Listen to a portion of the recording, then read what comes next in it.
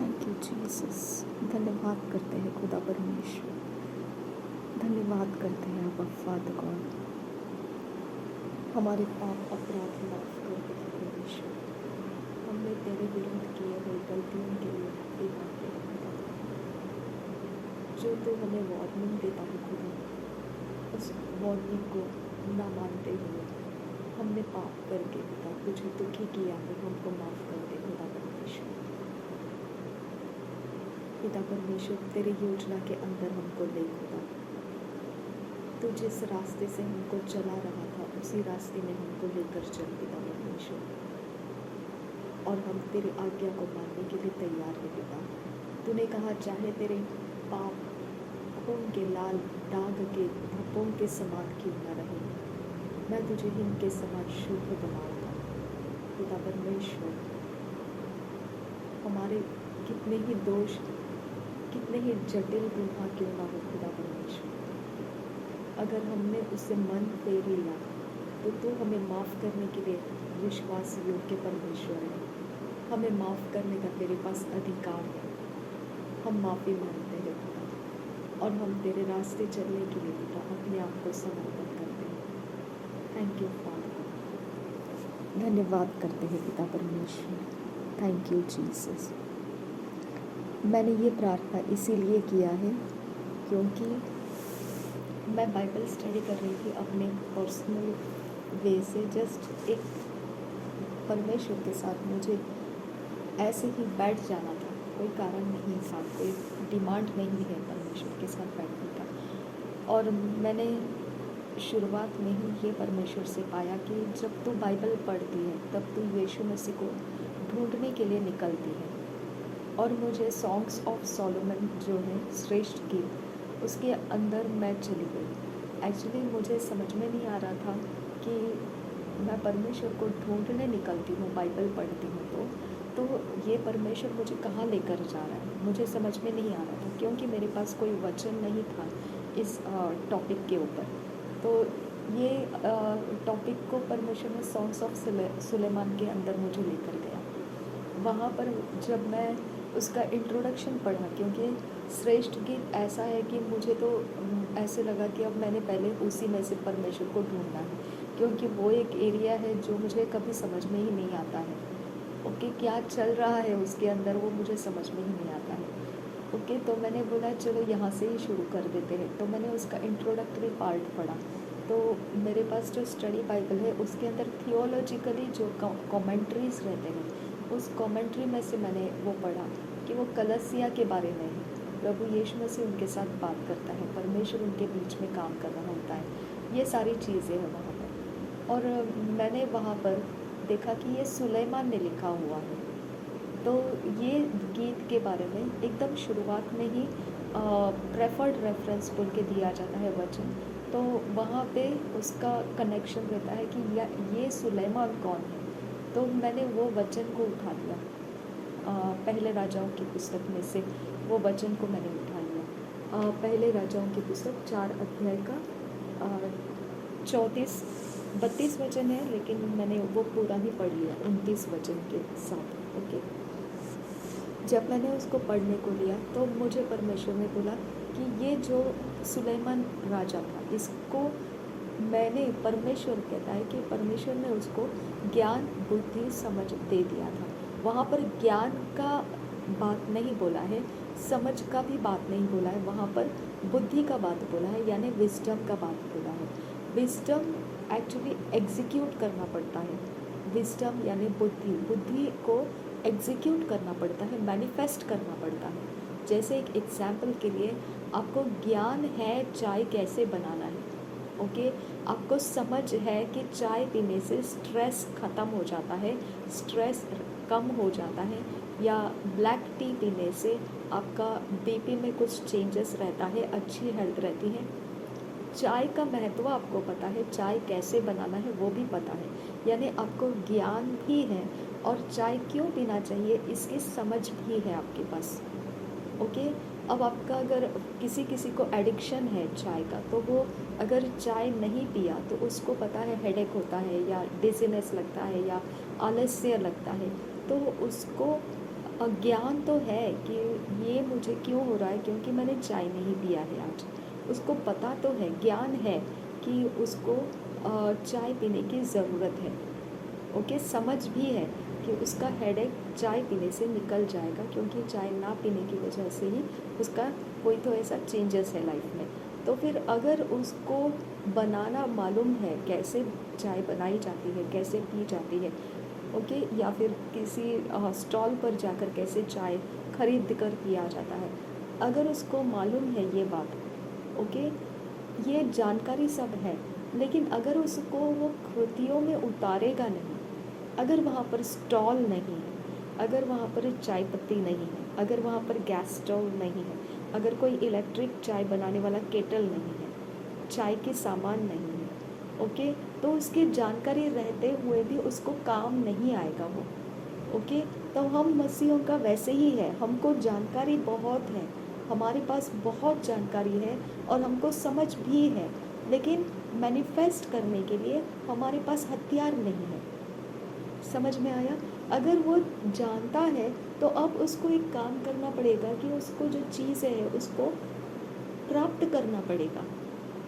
अगर वो चीज़ें प्राप्त नहीं करेगा तो उसका वो जानकारी और उसका ज्ञान कोई काम का चीज़ नहीं है, उसको वो टॉलरेट करना पड़ेगा पेनफुल लाइफ। ओके, तो हमको भी जब हमको पता है कि ये करने से ये हो सकता है, ऐसा करने से वैसा हो सकता है, वचन जानते हैं हम, और उसके कारण क्या होता है ये भी वचन में से हम जानते हैं, लेकिन हम मैनिफेस्ट नहीं करते हैं, हम उसको अगर प्रक्रिया में नहीं डालते, प्रोसेसिंग में नहीं डालते, उसके रिजल्ट्स को हम नहीं लाते हैं, उसको प्रकट नहीं करते हैं, तो हमारा ज्ञान और हमारा समझ कुछ हमारे फ़ायदे में नहीं रहता है। ओके, इसके द्वारा सिर्फ हमारा एक लेवल में ही हमारा ज्ञान और समझ चलता है, हमारी पर्सनालिटी में वो ऑपरेट होता है। ओके, लेकिन कुछ चीज़ें अगर हमको प्राप्त करना है, सुलेमान ने बोला था तेरी प्रजा को मैंने गाइड करना है, लीड करना है, चलाना है, तेरे राज्य को मैंने संभालना है, तो तेरी प्रजा को संभालने का मुझे वरदान दे बुद्धि का।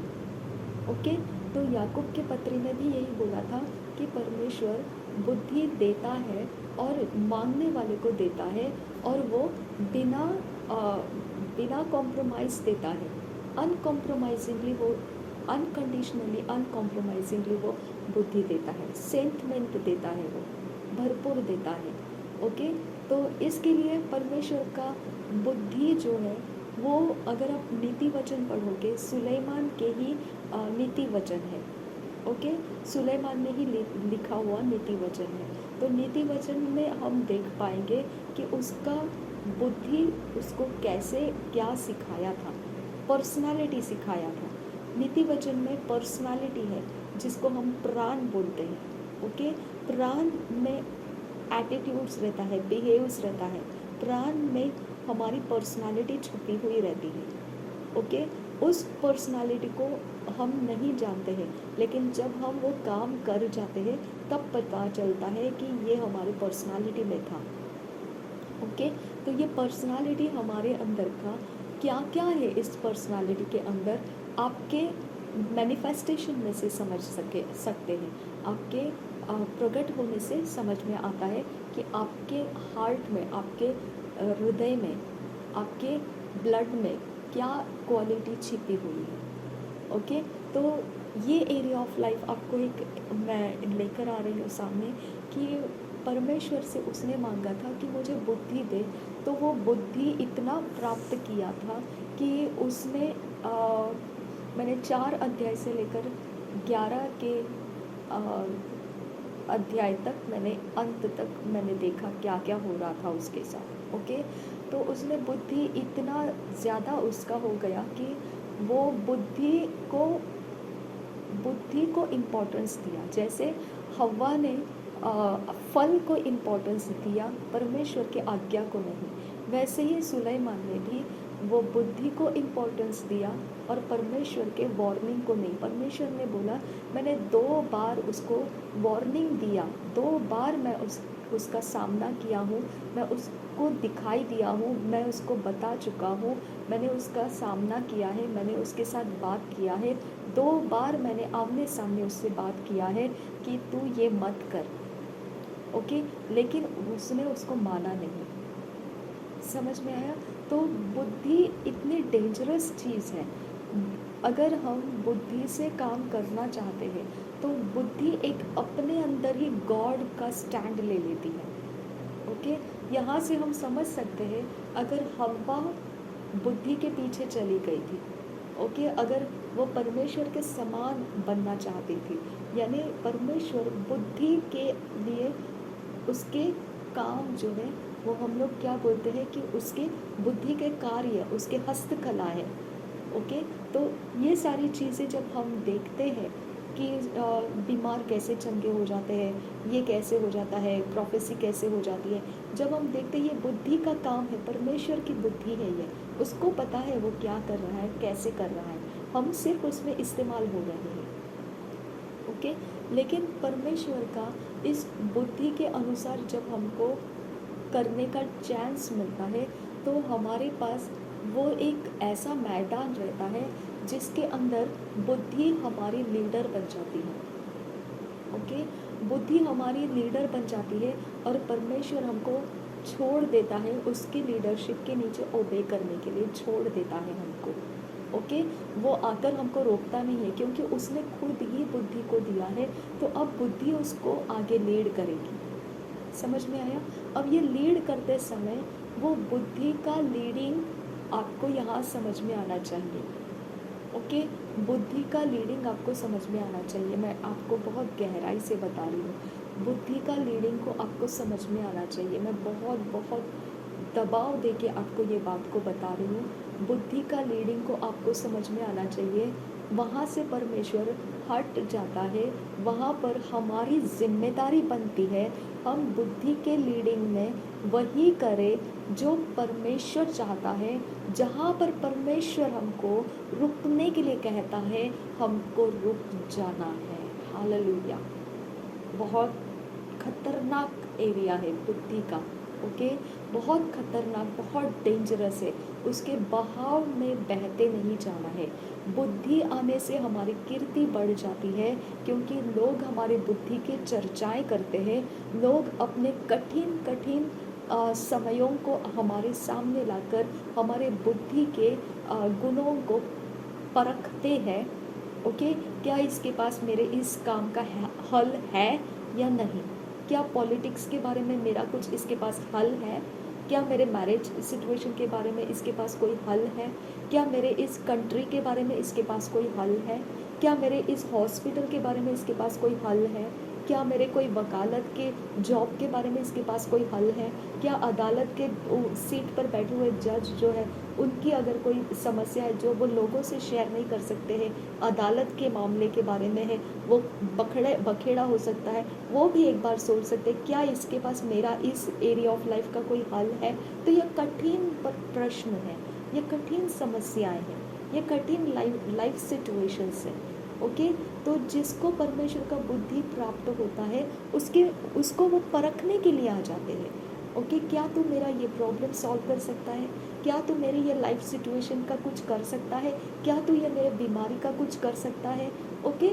तो वो लाइफ सिचुएशन के चैलेंजेस हमारे सामने लेकर आते हैं। और ये बुद्धि कैसे रहती है पता है? इसको प्रोजेक्ट्स चाहिए रहता है, ओके।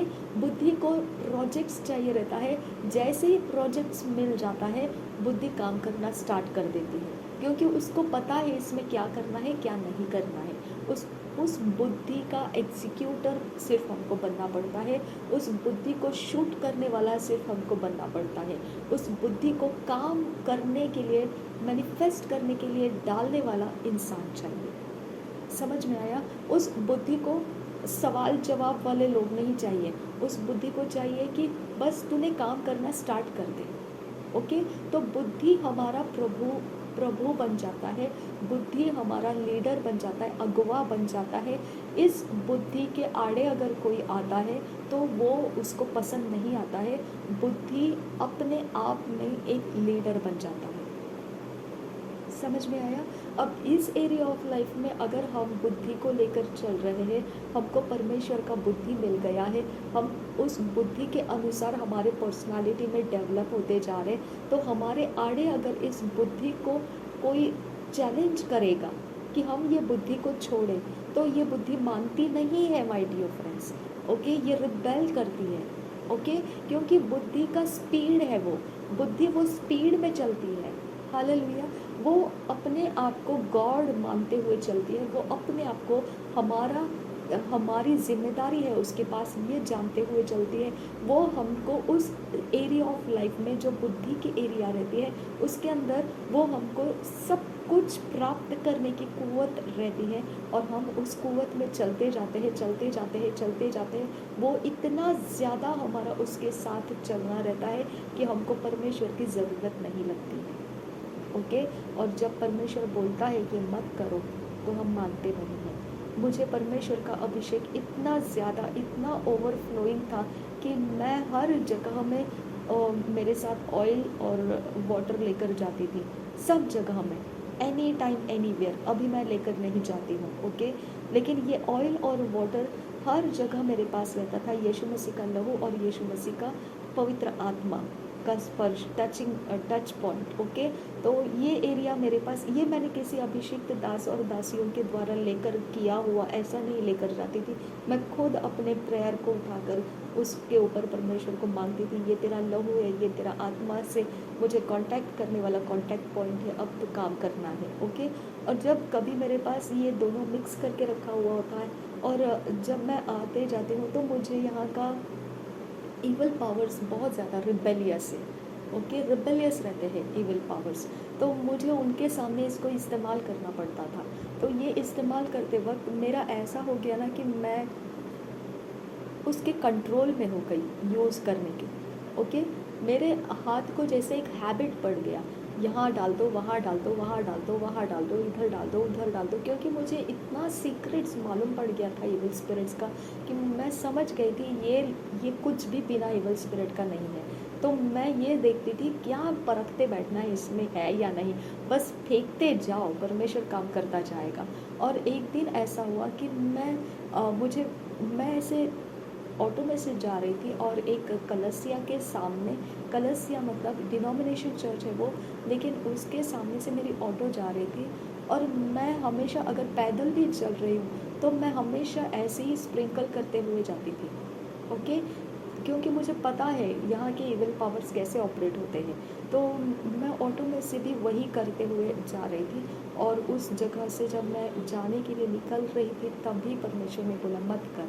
दूसरी बार एक आदमी, परमेश्वर का बिलीवर था वो, और मुझे नहीं पता था, मैं नहीं पहचानती थी, और वो मेरे रिक्शा वाले से बात कर रहा था, वो बिलीवर रिक्शा ड्राइवर था। मुझे नहीं पता था ये दोनों में क्या बातें हो रही। लेकिन जब मैं आई तो मैंने उसके बीच में भी जाकर ऐसे स्प्रिंकल कर दिया मेरे पास जो अनॉइंटिंग वाटर और ऑयल था, और फिर मैं अंदर चली गई। तो परमेश्वर ने बोला ऐसे मत कर। मेरे पास भी 2 बार चेतावनी आ गई, और उसके बाद फिर ये अनॉइंटिंग मेरा हर्ट हो गया, ऑफेंड हो गया। ओके, अब मेरे से ये होता है, ये अनॉइंटिंग का काम अभी भी होता है, लेकिन जो परमेश्वर का प्रेजेंस था वो हर्ट हो जाता है। ओके, वो आपको मालूम पड़ जाता है कि कुछ तो डिटैच हो गया है हमारे लाइफ में से। ओके, वो इतना क्या कहते हैं ना, इतना दर्द भरा रहता है कि मुझे जैसे वो कबूतरीन परमेश्वर को पुकारती है ना, वैसे मुझे परमेश्वर को पुकारना पड़ा, रोक के बिलख बिलख के परमेश्वर का प्रेजेंस को मेरे ऊपर आने के लिए रास्ता देना पड़ा।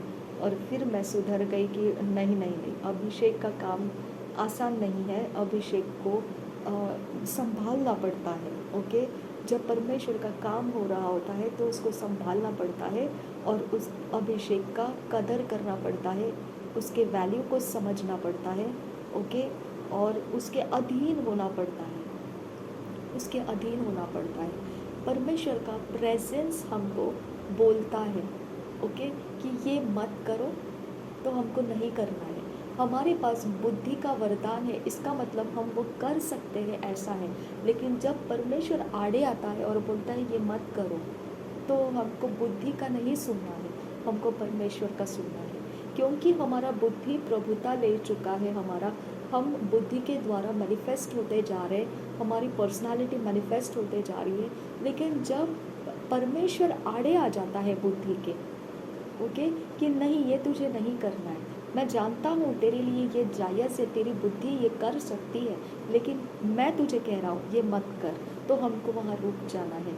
हव्वा वहाँ रुकी नहीं, आदम वहाँ रुका नहीं, सुलेमान वहाँ रुका नहीं। ओ रबान का खासियाम दिवा, ओके। तो हम बिलीवर्स लोगों को अभिषेक का मतलब मालूम हो जाना चाहिए। अभिषेक ये है जो परमेश्वर का प्रेजेंस हमारे साथ रखता है। बुद्धि ये है कि हमको मैनिफेस्ट कराती है, प्रकट कराती है। उसको सिर्फ ओबे करने वाला इंसान चाहिए बुद्धि को, ओके।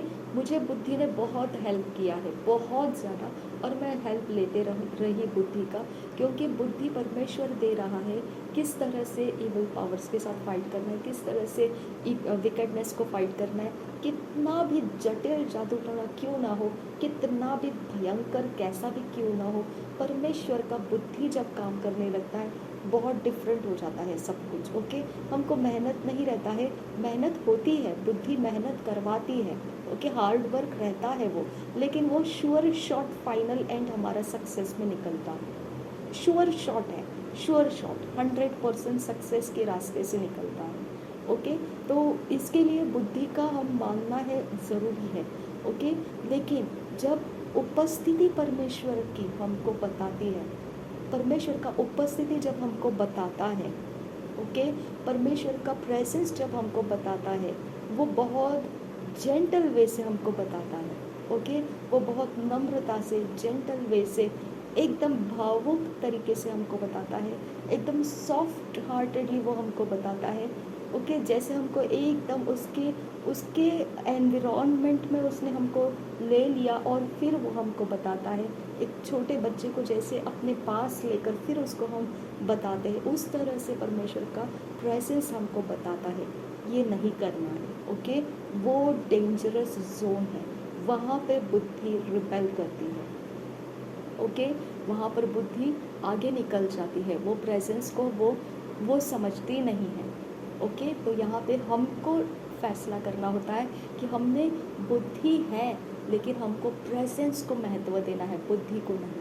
सबसे पहला परमेश्वर का प्रेजेंस को महत्व देना है, उसके बाद बुद्धि को, उसके बाद ज्ञान, बुद्धि, समझ सब कुछ आ जाएगा। लेकिन सबसे पहले परमेश्वर का प्रेजेंस को हमने बहुत ज़्यादा इम्पोर्टेंस देना है। वो जब को बोलता है और हमने ओबे किया, तो हमारा नेक्स्ट फुट स्टेप फ्री रहता है। वो बोलता है और हमने डिसओबे किया, तो वो और एक बार बोलेगा हम डिसओबे कर रहे हैं, हम और एक बार बोलेगा डिसओबे कर रहे हैं। एक समय आ जाएगा वो प्रेजेंस हट जाएगा हमारे ऊपर से, ओके।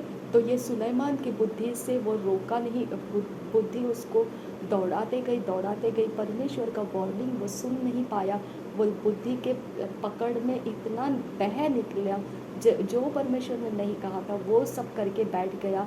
और वो बुद्धि इतनी खतरनाक रहती है, इतनी खतरनाक रहती है बुद्धि, कि वो ना परमेश्वर को देखती है, ना कुछ देखती है, बस वो देखती है ये प्रोजेक्ट क्या है और प्रोजेक्ट को पूरा करना है, दैट्स ऑल। उसको ये नहीं पता है ये प्रोजेक्ट परमेश्वर की ओर से है या नहीं है, उसको सिर्फ इतना पता है ये प्रोजेक्ट है और ये प्रोजेक्ट को पूरा करना है, दैट्स ऑल, ओके।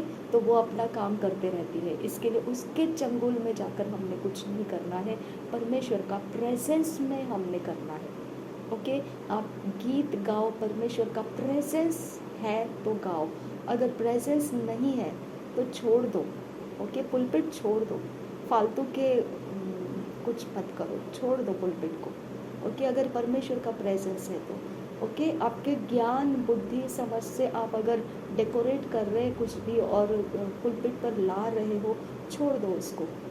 परमेश्वर का प्रेजेंस है तो लेकर आओ। अगर आपका ज्ञान, बुद्धि, समझ का स्ट्रैटेजी में से आप निकाल कर ला रहे हैं तो छोड़ दो उसको, छोड़ दो उसको, ओके, क्योंकि वो सारी स्ट्रैटेजी परमेश्वर फेल भी कर देता है, ओके। तो हर चीज़ में, हर बात में हमको परमेश्वर का प्रेजेंस देखना है। अगर परमेश्वर का प्रेजेंस है वो बस फिर हमको और हमारी बुद्धि, ज्ञान, समझ सब कुछ फिर लाइन में आ जाता है। लेकिन फिर भी याद रखना, परमेश्वर का प्रेजेंस है इसका मतलब आपका ज्ञान, बुद्धि, समझ सब कुछ सही कर रहा है, ऐसा नहीं है, ओके। जब परमेश्वर का प्रेजेंस बोलेगा स्टॉप तो आपको स्टॉप होना है, जब परमेश्वर का प्रेजेंस बोलेगा मूव तो हमको मूव होना है, ओके। तब हमारे ज्ञान, बुद्धि, समझ उस रेस्ट पीरियड को लेना नहीं चाहते हैं, ओके, उस स्टॉप को लेना नहीं चाहते हैं। उस स्टॉप के अंदर हम फ्रस्ट्रेट हो जाते हैं, उस स्टॉप के अंदर हम जकड़ दिए गए जैसे हो जाते हैं, उस होल्ड के अंदर हमारा लाइफ एकदम ऐसे लगता है कि हम कहाँ भटक गए, ऐसे लगने लगता है। लेकिन नहीं, परमेश्वर ने आपको होल्ड पर डाला है तो होल्ड में रहो, कोई बात नहीं है। परमेश्वर जब मूव करेगा तो उसके प्रेजेंस के साथ मूव होंगे, उस समय आपका ज्ञान, बुद्धि, समझ काम आ जाएगा, आमीन। तो परमेश्वर हमारे साथ हैं, ओके। तो इसके लिए आपके शत्रु इम्पोर्टेंट नहीं है, आपके शत्रुओं के साथ कैसे फाइट करना है वो इम्पोर्टेंट नहीं है, परमेश्वर का प्रेजेंस आपके साथ है या नहीं है वो इम्पोर्टेंट है। क्योंकि जब परमेश्वर का प्रेजेंस हट जाता है तब आपके शत्रु, आपके विरोधी बल पकड़ लेते हैं। लेकिन अगर परमेश्वर का प्रेजेंस आपके साथ है और फिर आप शत्रुओं को फाइट करेंगे तो परमेश्वर का प्रेजेंस आपके साथ होने की वजह से आप उसको पूरा कर पाओगे। शमशोन जो था उसको परमेश्वर ने प्रेजेंस दिया, तभी जाके उसने आखिरी बार सारे उसके शत्रुओं को मार डाला और फिर बाद में उसने जीत लिया अपने आप को और उनके हाथों से वो नहीं मरा, ओके। तो ये तरह से है, परमेश्वर का प्रेजेंस प्रायोरिटी है, बाकी सब कुछ उसके बाद है। ज्ञान, बुद्धि, समझ उसके बाद है। ज्ञान, बुद्धि, समझ को परमेश्वर की ज़रूरत ही नहीं है, ओके। वो मास्टरमाइंड बन जाते हैं, अगर परमेश्वर ने उसको हमारे लाइफ में खोल दिया तो वो मास्टरमाइंड बन जाते हैं, उनको ज्ञान, बुद्धि, समझ ही उनका लीडर बन जाता है। लेकिन नहीं, हमारा लीडर परमेश्वर का प्रेजेंस है। अगर परमेश्वर का प्रेजेंस है आगे बढ़ो ज्ञान, बुद्धि, समझ में। अगर परमेश्वर का प्रेजेंस नहीं है आगे मत बढ़ो। ज्ञान, बुद्धि, समझ बढ़ने को तैयार है लेकिन आप मत बढ़ो। ज्ञान, बुद्धि, समझ आपको बहुत कुछ बताएगी, जाओ जाओ, निकलो आगे, निकलो, मत जाओ आगे, ओके। तो परमेश्वर के प्रेजेंस के ऊपर डिपेंड रहो और बस, इससे ज़्यादा मुझे कुछ नहीं बोलना है। अगर आप समझ सकते हो तो समझिए इस बात को और परमेश्वर के प्रेजेंस को इम्पोर्टेंस दो और ज्ञान, बुद्धि, समझ को मत इम्पोर्टेंट दो। वो तो अपने ही अंदर के लीडर हैं, लेकिन प्रेजेंस परमेश्वर का है, वो कभी भी हमारे से हटा देगा और हम फेल हो जाएंगे। इसके लिए उसके प्रेजेंस को आप हमारे से हटने नहीं देना, आमीन। प्रभु यीशु मसीह हम सबके साथ बना रहे, आमीन।